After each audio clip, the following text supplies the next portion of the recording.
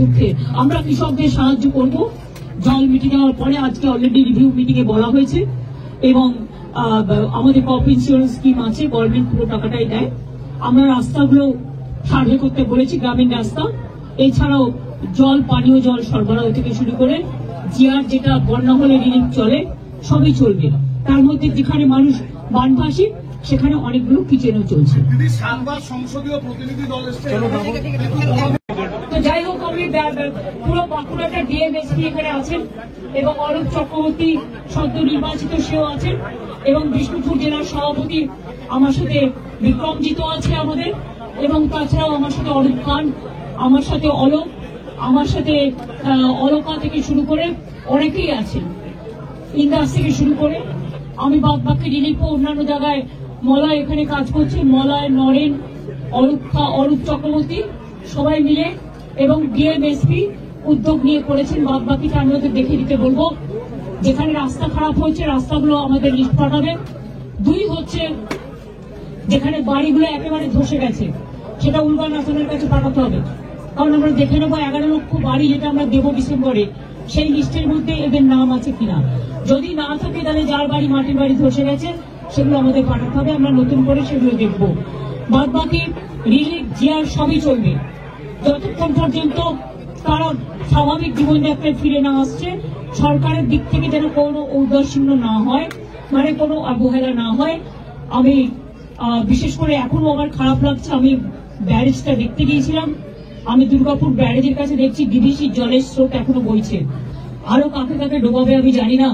আবার 48 ঘন্টা আমি তো ঝড় জল মাথায় নিয়ে এসছি, আমি পুরো ভিজেও গেছি। এত ঝড় রাস্তায়, এত আকাশ অন্ধকার করে এসছে, আকাশের মুখ পুরো গম্ভীর, এবং এই 2-3 দিন আরো বৃষ্টি হবে। তার মধ্যেও যদি তারা তাদের জল আবার ছাড়ে তাহলে যে অঞ্চলগুলোতে জল নামতে শুরু করেছিল সেগুলো আবার বাড়তেও পারে। আমি সবাইকে বলবো বিপদ আসার আগে সরিয়ে নেওয়ার জন্য এবং ইমিডিয়েট রিলিফ সেন্টারগুলো খুঁজে রাখার জন্য, যাতে মানুষ বিপদে না পড়ে। আপনাদের সাংবাদিকদেরও অনেক ধন্যবাদ, আপনারাও সম্পূর্ণভাবে সহযোগিতা করেছেন। এইটুকু পর্যন্ত আমাদের প্রশাসন রিলিফ দিচ্ছে, আমাদের পুলিশও দিচ্ছেন, এবং আমরাও আমাদের দলের তরফ থেকে যতটা পারছি আমরা মানুষের কাছে চেষ্টা করছি।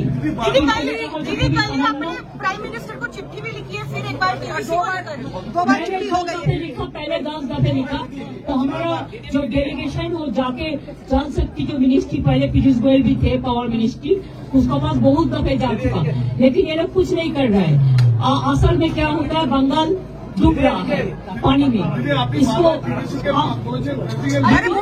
के लिए डीवीसी कुछ काम नहीं करता, डीवीसी बेसिक नहीं करता।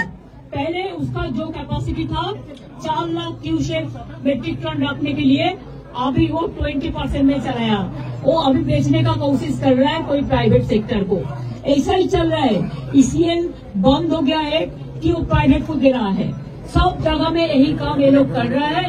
और रघुनाथपुर में और डीवीसी का पानी अभी भी चल रहा है। मेरे को अंदाज में नहीं आता कि प्राइम मिनिस्टर जो जल शक्ति मिनिस्टर को लेकर गया था, उन्होंने एक रिप्लाई दिया, लेकिन उन्होंने ये तो नहीं लिखा कि जल उधर से छोड़ता है पॉलिसी करके।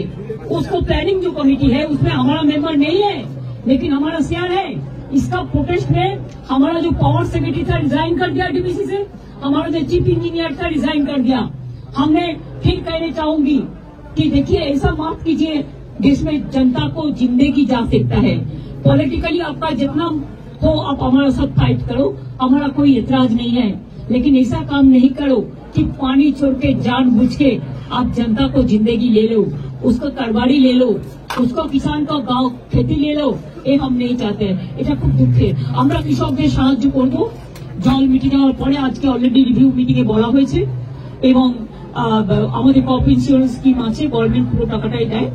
আমরা রাস্তাগুলো সার্ভে করতে বলেছি, গ্রামীণ রাস্তা, এছাড়াও জল, পানীয় জল সরবরাহ থেকে শুরু করে জিআর যেটা বন্যা হলে রিলিফ চলে সবই চলবে। তার মধ্যে যেখানে মানুষ বানভাসী সেখানে অনেকগুলো কিচেনও চলছে। সংসদীয় প্রতিনিধি দল এসছে।